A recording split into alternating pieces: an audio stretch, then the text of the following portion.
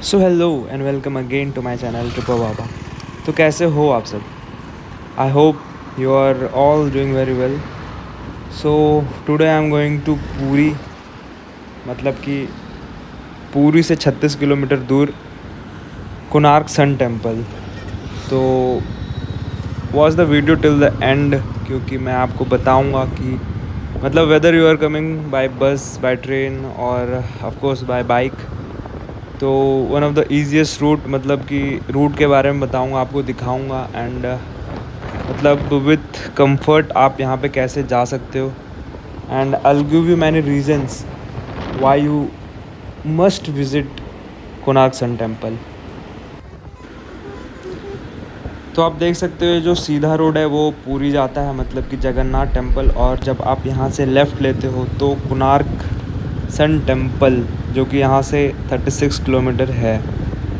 तो if you are coming by bus और by train तो नियरेस्ट मतलब यहाँ पे पूरी जंक्शन है, और अगर भुवनेश्वर से आ रहे हो तो भुवनेश्वर लगभग यहाँ से 60 किलोमीटर है। तो आप बाय बस वहाँ से भी आ सकते हो और डायरेक्ट वहाँ से हाईवे ही, और ये सेम हाईवे है जो मैं पकड़ा हुआ हूँ। मतलब यहाँ से सीधा आप जब जाओगे, जब वो पीछे जो मैंने दिखाया था वो जगन्नाथ पुरी के लिए जाता है, और ये वाला रास्ता ले जाता है आप कोणार्क सन टेम्पल। तो आपको पता ही होगा कि कोणार्क सन टेम्पल मतलब उड़ीसा का, मतलब only UNESCO world heritage sites में इंक्लूडेड है। मतलब इंडिया में टोटल 42 हैं, तो वन ऑफ देम ये है। So do watch the video till the end and subscribe to my channel. और लास्ट में मैं एक बहुत ही इंटरेस्टिंग एंड मिस्टीरियस स्टोरी भी बताऊंगा रिगार्डिंग दिस टेम्पल।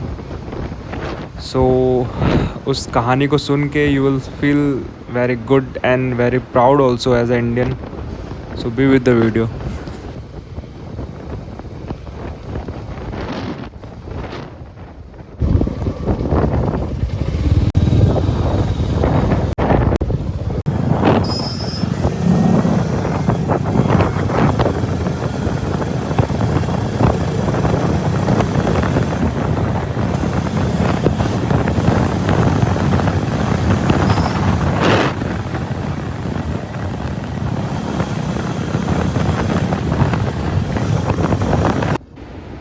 तो आधे घंटे से लगभग ज़्यादा ही हो चुका है, और जो ऐसे ऐसे पुल है, मुझे ये तीसरा पुल मिला है ऐसा। आप देख सकते हो, आप पहले भी आपने देखा होगा, 2 पुल मैंने क्रॉस कर लिए थे, ये तीसरा है। तो आपको बता दूँ, the best month to visit Puri, मतलब not only Konark sun temple but also Jagannath Puri. आप गर्मी में मत आओ यहाँ पे, मतलब कि the month of course April May June July तक में मत ही आओ, क्योंकि गर्मी यहाँ पे बहुत ज़्यादा है, ह्यूमिडिटी यहाँ पे बहुत ज़्यादा होती है। तो आप प्रेफर करो कि मानसून के सीज़न में आओ, या तो ठंडे के सीज़न में आप आ सकते हो, बस इन 3-4 महीना जो है ना उनको छोड़ के आओ। सो you can see I have reached the पूरी बीच, और यहाँ से कोणार्क सन टेम्पल ज़्यादा दूर है नहीं। So you can enjoy here also. मतलब मैं तो पहले जाऊँगा टेम्पल, फिर यहाँ पे रुकूँगा आने के वक्त। So I have reached the destination and I have also park my bike. मतलब आप देख सकते हो 2 व्हीलर पार्किंग का यहाँ पे वो लगा हुआ है। तो टेंपल के बाहर, मतलब जितने भी मॉन्यूमेंट्स होते हैं ना, बाहर ऐसा होगा ही होगा। मैं बहुत जगह जा चुका हूँ, तो बाहर ऐसे स्टॉल, शॉप वगैरह लगे ही रहते हैं, मतलब जो कि सही भी है। यहाँ पे आपको ट्रेडिशनल चीज़ें मिल जाती है जो यहाँ पे फेमस है उड़ीसा की। So this is the gate and we have entered the temple. मुझे लगता है टिकट लेना पड़ेगा, टिकट तो होगा ही। टिकट काउंटर किधर है वो नहीं दिख रहा, भीड़ भी काफ़ी है आज। तो आप मंदिर का दृश्य देख सकते हो, मतलब शाम के 4 बज चुके हैं और टिकट भी मैंने ले ली है। तो अब जाते हैं मंदिर के अंदर। सो टिकट मैंने चेक भी करा लिया है and this is the temple. मतलब भीड़ तो बहुत है, मैं इतना एक्सपेक्ट किया नहीं था। फिर भी कोई नहीं. So here you can see two lions at either side of the entrance that are seen crushing an elephant each. मतलब उस elephant के नीचे एक human being भी है. तो ये elephant और जो lion है power और wealth को denote कर रहा है. वो कैसे मतलब human being आप समझ ही रहे हो, एक ज्ञान दिया हुआ है. तो हमें कभी भी घमंड नहीं करना चाहिए कुछ भी है. तो मंदिर की आप सुंदरता देख सकते हो. मंदिर के मतलब चारों तरफ ये गाइड भी आपको बहुत मिलेंगे जो आपको मंदिर के हिस्ट्री के बारे में बताएंगे. तो आप उनसे भी कंसल्ट कर सकते हो. कुछ 150 लेते हैं और मंदिर के हिस्ट्री आपको बताते हैं वो. तो there is something very special about this temple. मतलब अब इस मंदिर का नाम सन टेम्पल है, ठीक है. स्टिल गॉड सन जो थे was never ever worshipped at the temple in Konark. So what was the reason behind it. मतलब कि नाम ही है वो, पर जो भगवान सूर्य देव हैं उनका कभी पूजा यहाँ पे किया नहीं जाता. So there is a very interesting story behind this and the story goes like this. It was in 13th century. उस वक्त 1200 वर्कर थे. उन्होंने 12 साल तक काम किया to build the Konark temple which is spread across 12 acre on the command of the king Narasimha Deva था कोई. और ईस्टर्न गंगा डायनेस्टी का वो किंग था.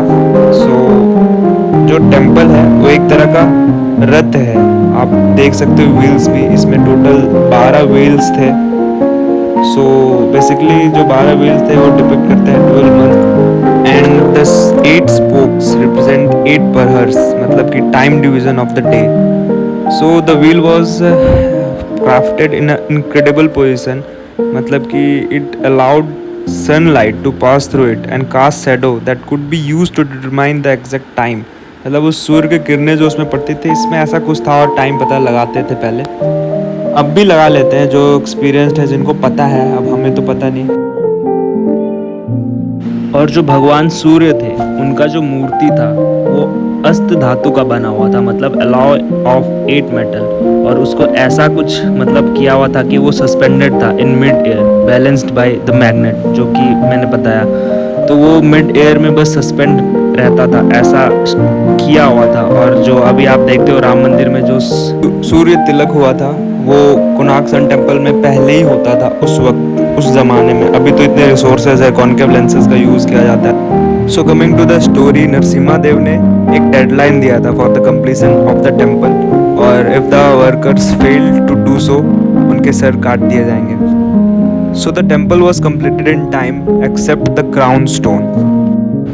सो on the second last day of the deadline जो चीफ आर्किटेक्ट थे वो कोई बिसु महाराणा थे, वो डिप्रेशन में चले गए और उनको लगा 1200 आदमी मतलब मरेंगे और उनके 1200 फैमिली भी होंगे. तभी अचानक से वहाँ एक लड़का आता है और जिसका नाम धर्मपदा होता है. और वो उस आदमी से मिलता है और उसको बताता है वो उसका बेटा है. एक्चुअली वो जो आर्किटेक्ट था वो 12 साल से तो मंदिर ही बना रहा था, तो उसको पता नहीं था ये चीज़. और ये 12 साल का बेटा उसको इतने दिन के बाद मिलता है और वो उसको सारी प्रॉब्लम्स बताता है. तो ये सब सुन के जो वो 12 साल का लड़का होता है वो जाके क्राउन स्टोन लगा देता है और उससे एक ही बार में लग जाता है. So the problem was solve, but still everyone was discussing कि अगर ये किंग को पता चलेगा कि ये काम 12 साल के लड़के ने किया है तो फिर भी वो सबको मार ही देगा. So in the silence of the same night, that 12-year-old boy decided to sacrifice his life by jumping into the Chandrabhaga river from the top of the temple and save the 1200 workers from getting beheaded. तो माना जाता है कि वो जो लड़का था 12 साल का वो और कोई नहीं, सूर्य भगवान का अवतार ही था, who had came to demolish the ego of the king. And since the temple became unholy with the death of that 12-year-old boy, sun god was never worshipped there. तो टेंपल से मैं निकल चुका हूँ और बीच के किनारे अपनी बाइक लगाई हुई है. You can see the view of the ocean. बहुत ही सही लग रहा है. तो थोड़ा देर यहाँ पे बैठते हैं. So it's time to go now. और अब मैं भुवनेश्वर जा रहा हूँ क्योंकि भुवनेश्वर में मैंने रूम ले रखा है. सो this is the room and कल सुबह मेरे को रांची भी जाना है, भुवनेश्वर टू रांची, मतलब वहाँ से हज़ारीबाग. सो you can see that video in my channel also. So if you like this video, do subscribe to my channel, share, like, and thanks a lot.